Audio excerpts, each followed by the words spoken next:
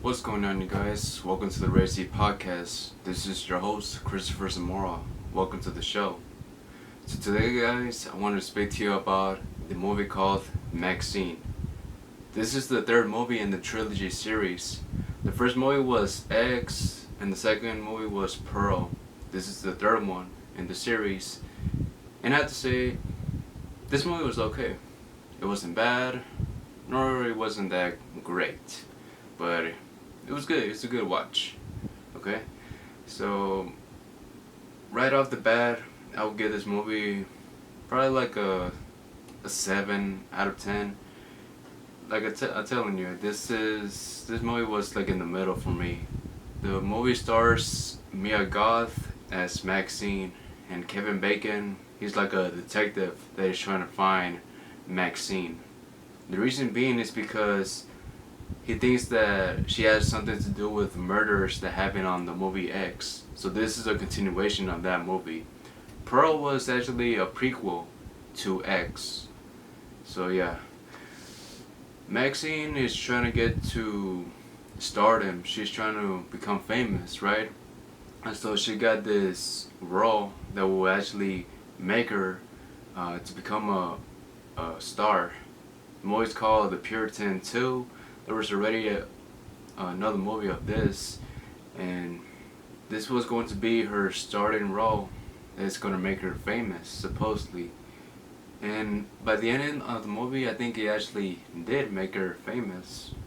Like, the whole story for this movie is just about her trying to survive like this killer that's going in town. Throughout the movie, I thought like the Night Stalker, like the one that were mentioned in the movie, I thought he was the one that was killing everybody. But no, it was actually her father. Her father is actually a preacher. They did mention in the very first movie, like right at the ending, that they mentioned that he was the father of Maxxxine. And like, the father did not like the route that she took, because he just didn't like her choices that she made in her life. Like, she did corn, she did a lot of drugs, and he just didn't like that. And so the main reason why he was after her was because he just trying to take her out of that stuff, try to send her out. Oh, I don't know if that's the right term, but that's what he was trying to do. He was trying to relieve her out of all of those things. That was basically the whole point of the movie. Yeah, her dad was the main killer that was after her, and there was also the Night Stalker, which was the man that was going after people. And he was just killing them randomly. He'll kill anybody. He'll kill a woman, a boy, a girl, whoever he got his hands on. But that wasn't the main villain of the story. That was just like a side story within a story, you know? Yeah, but her dad was the main villain throughout the whole movie.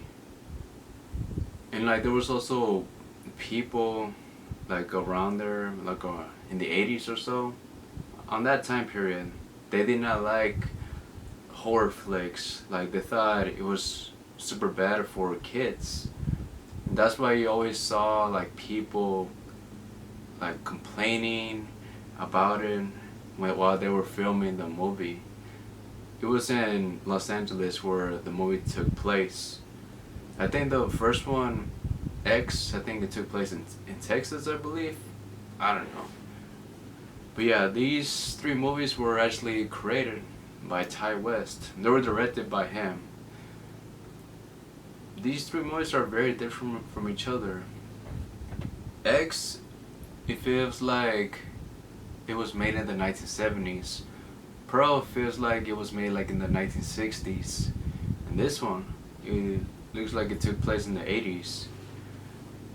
All these three films have very different feel to it. Have a very different feel to it. And that's cool. That means that Ty West can actually make any movie that he wants. He doesn't stick to just one style of film. It is a horror movie, all three of them, but the style, how he made them, that's what separates him from different directors that make horror movies. If I would rank these three films, I would say X is my favorite one from all three of them. And this was a tough one. It was between Pearl or Maxxxine. I had to say maybe Maxxxine. Maxxxine, I'll rank it as the second, and Pearl as the third one. To be honest, I was a bit bored with Pearl, and yeah, that was it. That was it for that. I do not feel like Pearl wasn't as great as Maxxxine, but maybe if I give it another watch, I'll probably would change my mind. But as of right now, I'll say X is the first one. I will pick that as the best from the three, and then Maxxxine, and then Pearl. But yeah, Mia Goth, she did a wonderful job playing this character of Maxxxine. And if you guys did not know, she also played as Pearl, as the older lady, and as the character when it was back then in the 1950s, you know. She did a wonderful job, and let's see where she actually goes and makes another good horror movie. Let's see how she actually does on her next movie role. If you guys did not know, she's actually married to Shia LaBeouf. I actually did find out about that just like maybe like months ago. I found out that she's married, so that's awesome for her. And yeah, that's how I would rank those films, guys. And now switching gears, I would like to speak to you about Terence Crawford versus Madrimov. This fight, guys, I did not expect it to be that good. I really thought that he was going to lose. I thought that maybe there was a good chance that Terence Crawford was going to lose this fight, but no, he didn't. He did not lose this fight at all. For the first time in 80 years, he went the distance with a fighter. And this guy, Madrimov, he has only had 10 pro fights. Terence Crawford has had 40 fights in total in the pro boxing scene. But this guy, he was pretty good, man. This guy, Madrimov, he was very underestimated. People were underestimating this guy by a lot. I was too, in a way. These type of fights, the one that Terence Crawford just had with Madrimov, this is a very technical fight, and this is a very calculated fight. Like, I would not want to be the judges on this fight, because maybe they had one fighter winning one round that you thought that the other guy won. Yeah, this was a very tough one to score, and I feel like it could have gone two ways. It could have gone either to Terence Crawford winning, or it could have gone to a draw. And to be honest, Terence Crawford winning the fight by unanimous decision, I don't think that was the right call. I think it would have been a split decision, because I do feel like this fight was actually very close. I feel like Madrimov was winning a lot of rounds, and then Terence Crawford, he catched up. If you saw the scorecards that are like around the middle of the fight, you noticed that Madrimov was actually winning the fight, and by the ending, Terence Crawford was already catching up on the scorecards. So yeah, that's why I would say, yes, I do believe that the fighter who won this fight was the right choice. Terence Crawford winning was the right choice, but not by unanimous decision. This was a very competitive fight, so I believe that it should have been a split decision. Yeah, that's what I thought about that fight. And now, the one that I was looking forward to the most, it was between Isaac Cruz versus Jose Valenzuela. Isaac Cruz lost. Isaac Cruz lost against Jose Valenzuela. Man, I was disappointed. Man, even the judges, they were saying that maybe Isaac Cruz was going to lose this fight. But they didn't say that like in that wording, but they kind of felt like he was about to lose that fight because he wasn't changing his game plan. Jose Valenzuela, he came prepared. He actually did his homework against Isaac Cruz. If you see how Isaac Cruz fights, he always goes after his opponents, right? And he's not really a technical fighter. And guess what Jose Valenzuela did? He learned to be technical on this fight, and that's why actually got him the victory. He was getting good punches against Isaac Cruz, but like his defense was the thing that saved them the most. Jose Valenzuela, he mostly just goes after his opponents as well, but this time he had to think of a plan to go after Isaac Cruz, and he actually pulled it off. Nice. He actually did his best against him, and that's what got him the win against Isaac Cruz, which did suck, man, because I was going for Isaac Cruz and he lost. Now he's a champion, and this could potentially be like he might not ever fight Tank again because he did lost against Valenzuela, Isaac Cruz. Or maybe this could potentially be the next fight for him. Cause I think of now, like these boxers today, they always go after the fighter that actually loses, or seems like they have ring rust, you know? Like, I'll give you an example. When Ryan Garcia lost to Tank Davis, that's when I saw that Devin Haney, he wanted to fight Ryan Garcia because like he thought, oh, now he lost, now I want to fight him. He found a weakness to Ryan Garcia, but then he got humbled against him. And there's another one as well between Vasily Lomachenko, like before he actually fought Devin Haney. He fought some other guy that he seemed like he wasn't doing as great, but he still got the victory. He got a good victory against that fighter. And I saw like tweets stating that Devin Haney, he wanted to fight Vasily Lomachenko at the time because he felt like he found a weakness against Lomachenko. Like he wasn't that dangerous anymore. And that's how I believe like these fighters think nowadays. They try to find a weakness, but like they don't want to fight them first. Like they want somebody else fight them to see if they lose against them, and maybe they'll want to fight against that person that just lost. And that could potentially happen now. That could potentially happen now between Isaac Cruz versus Tank Davis. Maybe I could be wrong, but like we will see, man. We will see what's gonna happen with those two. I am excited. For Tank Davis, it seems now that he's gonna go after Shakur Stevenson to fight against one another. But like, will Shakur Stevenson actually will want to fight him? I don't know. I really have no idea. But I think like there's a fight coming up for Shakur Stevenson very soon, I believe. If he wins that fight, then it is said that Tank Davis is going to fight Shakur Stevenson. Hopefully, though. Hopefully. But we will never know, man. We will never know. And now I want to speak to you about Canelo Alvarez. Yes, there's like some drama going on with him, with His Excellency Turkish Alexandri. I'm sorry if I mispronounced the name. So like there's a tweet I found on Twitter. So like I'm about to read it to you. It says right here, His Excellency Turkey Al-Sheikh fires back at Canelo Alvarez. Look, these are his words, okay?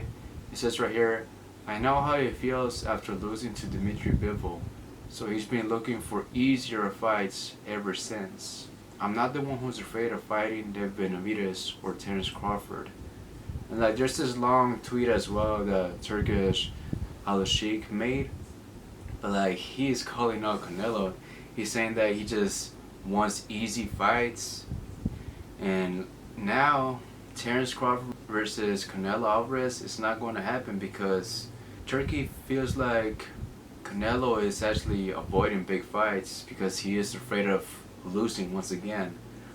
That fight between Dimitri Bivol versus Canelo Alvarez, Canelo, after losing that fight, doesn't want to lose anymore. And so he's picking fighters that he knows that he can beat. Like this guy that he's going to face, Edgar Berlanga, I'm not saying that this is going to be an easy fight for Canelo, but like, he has to pick like better fighters to fight, to be honest. David Benavidez is a good one, but like still he doesn't want to fight him. Terence Crawford, as of right now, after watching him fight against Madrimov, I don't know, man. I don't know if he can actually take Canelo Alvarez anymore. This was a very technical fight, and I don't know how Terence Crawford is gonna do against Canelo. It's gonna be a very hard fight for him. But yeah, that's like some boxing drama for y'all, if y'all did not know about that. And there's also another thing I want to talk to you about. It's about the Disney Plus streaming service, if you guys have it. It says right here, Disney Plus is raising its prices again. $16 with no ads. And this is the 4th increase launch ever. It also says right here, more than double what it cost 5 years ago. I do remember that the plan with no ads used to cost around like $6.99 or $7.99 a month when I first got it back then, like back in 2019 or so. It was before COVID, maybe like in November or so. I remember getting it because I did remember watching Wall-E. That was my very first movie that I watched on Disney Plus. I did remember that I paid less. I paid like $7.99 a month for no ads, and now $16 for no ads. What are they thinking, man? This is like becoming cable all over again. Now I wonder, is this why they made the $30 bundle with Hulu, Disney Plus, and Max? Is that why they actually made that bundle, to increase that price for Disney Plus? It sucks, man. Yeah, it really does suck. Now that the Deadpool and Wolverine movie is doing so good, they believe that it's right to actually increase the price for Disney Plus, and people are still gonna fall for it, man. People are still going to actually try to get Disney Plus. You know, I feel like Disney Plus today is just not as great as it used to be. Like, maybe like 2019 to 2022, I think those were the best years for Disney Plus, because you're like in full nostalgia mode, and you were interested on what they actually had on Disney Plus. And now with the Disney Plus originals that are coming out, I tend to not watch them, to be honest. I stopped watching The Mandalorian after season 2. I did not really see season 3 of The Mandalorian, and The Acolyte, I did not really see that at all. And that is when I decided to actually cancel my streaming service for Disney Plus. And I didn't really need it anymore, and that nostalgia phase, I was out of it. I didn't really need it anymore. And yeah, as of right now, I just mostly keeping Amazon Prime and Max. Those like are my 2 streaming services that I currently have with me. But as Disney Plus, as of right now, I not really need it. Maybe if something else like comes up that I would really enjoy watching, hint hint Disney, I will actually buy it again. I will actually pay it monthly. But yeah, so right now Disney Plus, that's not the streaming service for me. Max is the main one right now. Max and Amazon Prime. Mostly for Amazon Prime is because of the free shipping that you get. Like you get to have the streaming service, right? And like if you buy stuff from Amazon, you get it like 2 days early. So that's awesome that Amazon is doing that. So yeah, those are my two streaming services that I have. And yeah, guys, that is it for this podcast. That was it. That's all I wanted to talk to you about today. Hopefully, you guys enjoyed this podcast. If you did enjoy it, make sure to subscribe to the channel and also follow this podcast on whichever platform you are listening to it. If you are listening to it on Pandora, Spotify, make sure to recommend this podcast to a friend or a neighbor that actually likes listening to stuff about entertainment, combat sports, and horror stuff. Maybe they will enjoy this podcast as much as you do. And yeah, guys, that is it. Thank you so much for listening. Take care and live to the fullest. Bye.